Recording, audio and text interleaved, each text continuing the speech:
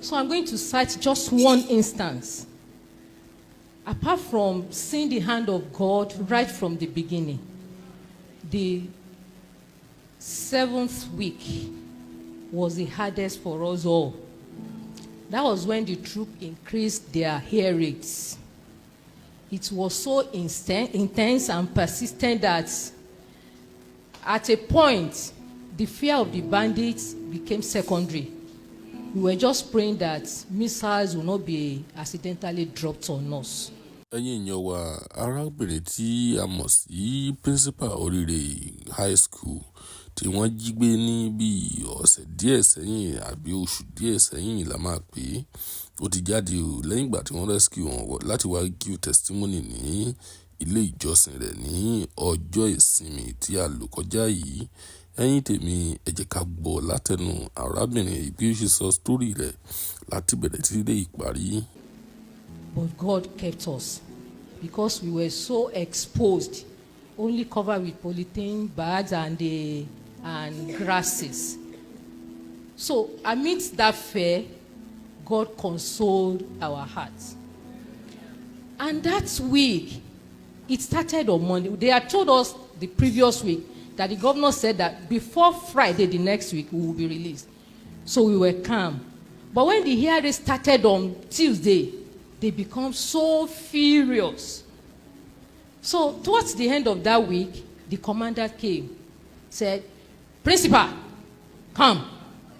I was already shaking because I know what that could mean. So immediately I got there and said, "See what your government has done. I'm going to kill one of you today." Hey, I just fell down, rolling on the ground. I brought 4 men. There are only 2 remaining. You still want to take another one? I already know that the knowledge of the other 2 will continue to haunt me for a long time. I was just rolling on the ground. And unlike him, he became calm. He became calm. He said they should call me, that when he left our place, that I should come. He said, "Now that the government has been doing this, what do you want us to do?" I said, "What you asked for is beyond any of the victims' family. Just ask for what we can run around for." He said, "Okay, I will send your message." I thought that had gone. Later in the night, we started hearing shovels walking. My men, the 2 of them, were shouting, "Mama, Mama, ti lo shovel, amonguro shovel." Mo ní wọ́n ń ṣiṣẹ́ kan lọ́wọ́ ni. I was crying as I was saying because we all knew what that meant. They were about to bury another person. So those 2, they were shouting, they were pleading, "Mama, ẹ bá wọn sọ̀rọ̀." Mama kẹ̀, kí ni mama fẹ́ ṣe? But to the glory of God, that night, they just asked us to move because they could no longer stay in that place. The hearing was so intense that if a child wants to ease himself, he will be asked to stay there. And they said, "Mama, principal, tell them we are ready to sacrifice any one of them if they make noise. They cannot kill all of us."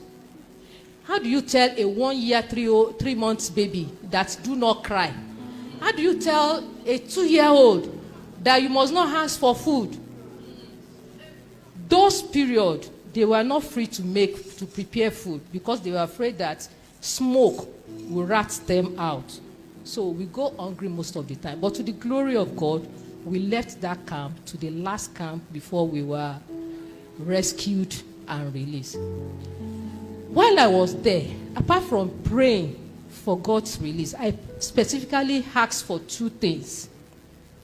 1, I prayed that I will not meet an empty house. I knew how strong my husband's health is. So at a point when they told me that he has closed the line of communication, I said, something has happened to him. He wouldn't have done that on his own. So when we were rescued, I was so persistent that one of the armies had to put a call through to him that I should talk to him. So I knew God answered that prayer. The other thing I specifically asked was my health. The place was so terrible that anything could have happened that place. I just told God, my grave should not be numbered in the forest. And God helped me. We were in a place that when you are shaking with fever, the first question is it malaria you have or fever? And the solution is 2 tablets of paracetamol. At worst, Bosca, or whatever they call that name. That last week on Sunday, because of the stress I had gone through in the 7th week, I broke down. My temperature was on the roof and I was shaking. So I just called one of them, the camp commandant, Oga, can I have 2 tablets of paracetamol? I said, no problem. The woman sitting next to me said, Mommy, this is not paracetamol. I said, God will work with it. I used that paracetamol, and to the glory of God, it was as if I was never having the symptoms of malaria. So God saw us. It was God's hand. The release was miraculous. Nobody, I cannot say this is what happened. And just like that man in Luke who said, Toh, they were asking him, this man is a sinner, this man is this one. I said, I don't know, but what I know, I was blind, but now I can see. I know that I was incarcerated for a period of time. And at the right time, God rescued me and brought me into the midst of my people. So I give glory unto the Lord.